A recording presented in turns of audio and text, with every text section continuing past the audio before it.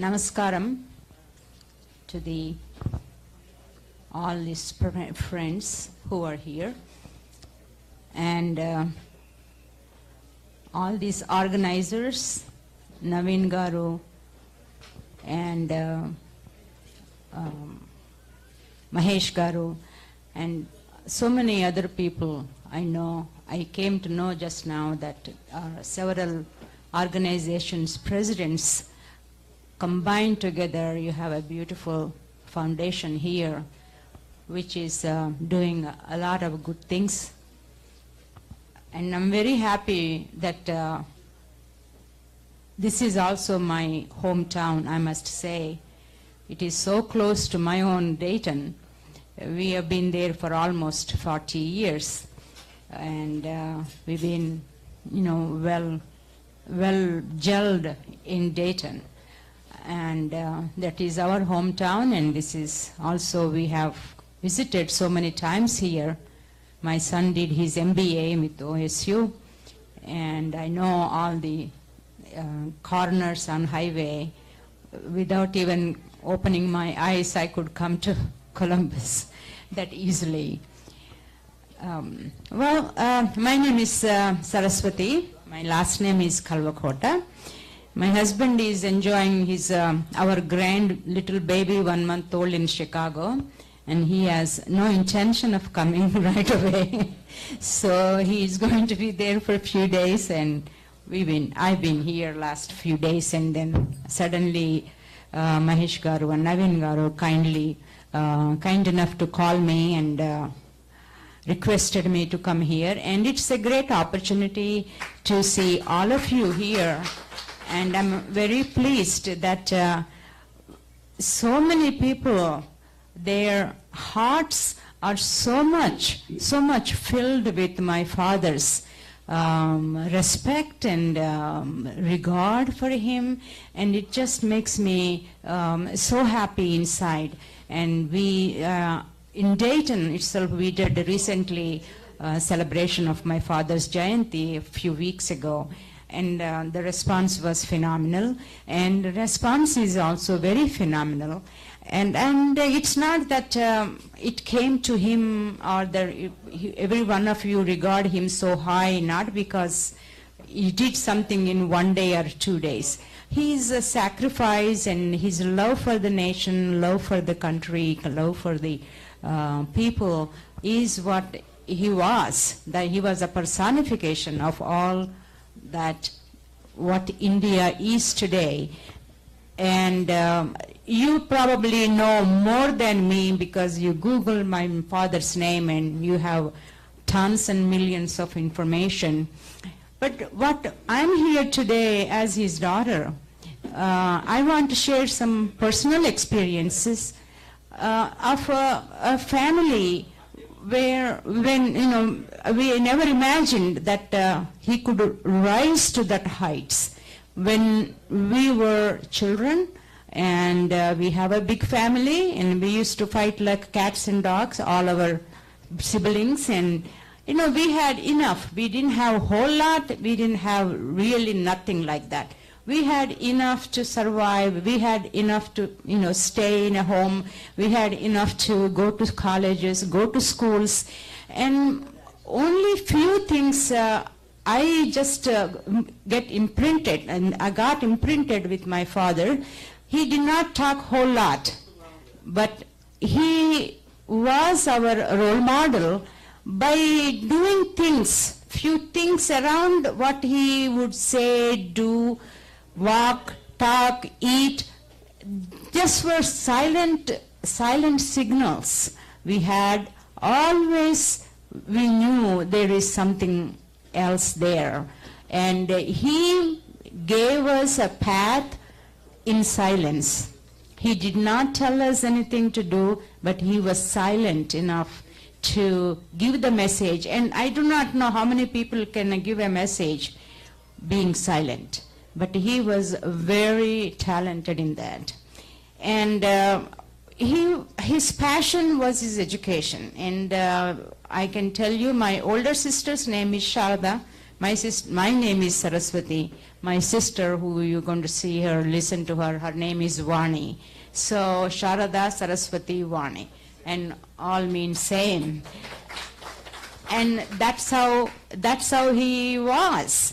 And anybody with education, anybody with art, anyone with technology, anyone with science, he would just go into where nobody can go, but he could go.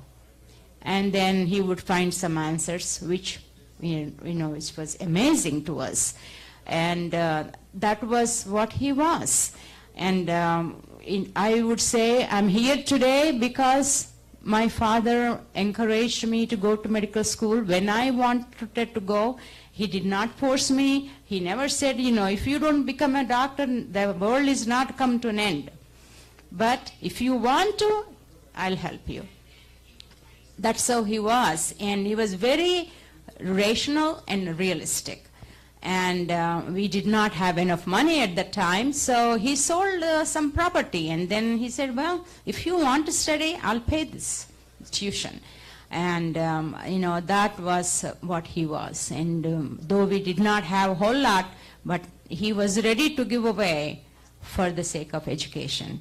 And he also encouraged art. And he made my other sister learn sitar, and I learned Bharatanatyam, and my two brothers and younger brother, they all learned Karnataka Sangeetam. And then you name it, everything he would say, you can do anything, but in the end, you have to have some music in you, because that's what keeps you going. Finally, that music is what is going to relax you. You can make that as your career, but make it at least a hobby to start with, but pursue your career. And that's the person he was. And then I used to see him in the morning. He would stand in front of Goddess Saraswati picture, and he would chant all that slokas, and then he would chant Aditya Hrudayam chant slokas. He never sat down to give start a lamp or nothing like that. He would stand in front of those feet in the pictures, and then he would just chant and then keep his eyes closed for a few minutes, and then he would move on. He visited me, I remember, a few times. He found somehow a time to visit me and stay with us, stay in the in his guest house for a day or so, and then come back. And I remember when I was in second year medical school, we had a college day. You all know, every year there is a college day. A little reward from him or a trophy from him. And those things, the next day morning he said, you did a good job. I mean, only one word is what he would say, that's all. So I think that the silence and that quietness, and then not being very judgmental and not being very, and being unconditional is what made us grow emotionally with more freedom. And I see a lot of my friends' families, I would go, and our family was so different, and I could never imagine why it is so different. And as we grow up, and then, when you become an adult, then you would see why it is so different from the other families. And I have no regrets, and I have been, blessed by his by his love, and his trust in us too. He came here in 1973 when I had my first child, and he stayed in New York for 3 months, and he would go to subway station on his own, and he would take a map and he would go to subway station. And we never did it, but he did it, and he never, had any fear or anything. And then he bought so many, those times radios were very popular at that time, and he would buy radio, and he would buy all this technical things, and then he would go and study. And then when he came second time, also he played tennis with my husband. He relaxed for 2-3 months, and then he gets the call from Delhi to come there within 2 to 3 days or so. And then after that, I think he became at that time defense minister and Home Minister later on in the center cabinet.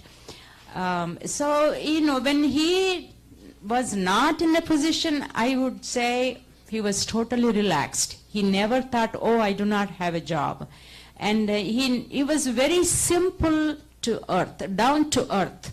His personal habits were so minimal, minuscule. His eating was small, his clothing was small, and I have seen few times he would wear torn clothes inside. And then I would say, Bapu, you have this shirt is not, the inside is not good, wear the other one. Who is going to see? I have my lalchi outside anyway. So, those are the things. And, he never felt that any of those things are giving him any more luxury than what his personal passion towards the knowledge he's seeking in all ways. And so that kind of person, and that left a lot of impressions in us. And one day when he was here in Dayton, we were eating, and then he said, Saraswati, I think I made a mistake in my life. I said, you made a mistake, Babu? What is that mistake you did? I should have become a scientist. And I have so much interest in science, I should have become a scientist.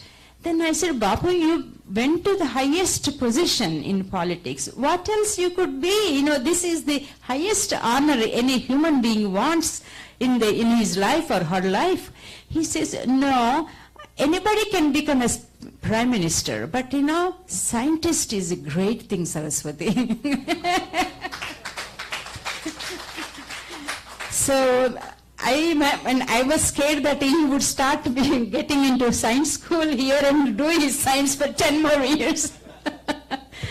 So myself and my husband convinced him, no, you are great. You have served so much for the country, and you are prime minister. What else you want? And he was laughing. So that kind of person he was. And it's not that he told me anything, but it just makes me feel how humble he was, how much interest he has learning. And, when he came in 1981 or 95, he had first heart surgery. Then we took him to Houston at that time. He had surgery, and he came back, 91. He came back, and he was in rehabilitation in Dayton, and that was his second home. For always he would say, this is my second home. And then suddenly he gets the news that Rajiv Gandhi was assassinated, and he had to go. And within a week, he became a prime minister. And I called him, I said, Bapu, you just got out of your surgery, and now you want to become a prime minister? It's a big job for you. I don't want you to. That's what I clearly told him, because I had to act like a doctor and a daughter. So that was my two roles I always had to play till his last breath. And he says, Saraswati, what can I do? Then now country is just asking me, now where can I go? I was ready to go to Hyderabad to retire. But now everybody is asking me to take this position. So I had to put my lips together tight. But he did great things after that, and that was after 70. He was more than 70-year-old. Unimaginable activities he took upon himself. He launched things which nobody could imagine, and he is just an iconic figure of India. And that's how everyone has a special place in all their hearts, and I'm so humbly thankful to all of you. And I felt very grateful that I have so many people here, and so many people wherever I go, they just talk about him with so much respect and regard. And it was hard for all of us his children to keep up that standard. It's a bar is high, so you have to do certain things and not to do certain things. But eventually, I think parents do play a major role. For a while you say, why this, why that? But when you grow up to become a mature person, everything becomes clear to you. What he has done, what our roles, we play our roles as daughters and sons. He played his role, and we have to play our own role. And what is our role? He worked hard to put me to medical school, so I focused on being, as good as I could in my own profession. My sister, she was a great artist, so she focused on her own field to make her own things. Like she has a college, she works 24/7. And all my brothers and sisters, they're all working. My youngest sister, she works here in Illinois. She's infectious disease specialist. So what he said, all that, if you do something, do to your best. That is all he wanted. And after that, now I have a lot of time and I'm more involved with my community in Dayton. Of course, I was there before too. We were the founding patrons for Temple there, and I was president for a long time. And we have a American Miami chapter of physicians organization. I was a president there. I could do whatever I could in my capacity, leaving after I complete my profession. So these are the things. It's not that somebody told me or my father told me. I only watched him doing all these things, and by his actions, by his behavior, and that's all I have seen as a child. And it gives me great pleasure that he made all the impressions, positive impressions. We can talk about negative, but that's not what we want to see. The thing is, what is the positive impression? How is that I'm here today like this? Unless I have positive things, I cannot be here today. So I'm really blessed, and I pray God that my father is being remembered for all his life, and for the rest of the time, forever, eternally. And if anything we take upon on his name, I will be more than glad to participate and then do anything what I can in my capacity. So with that, thank you very much, and I will have others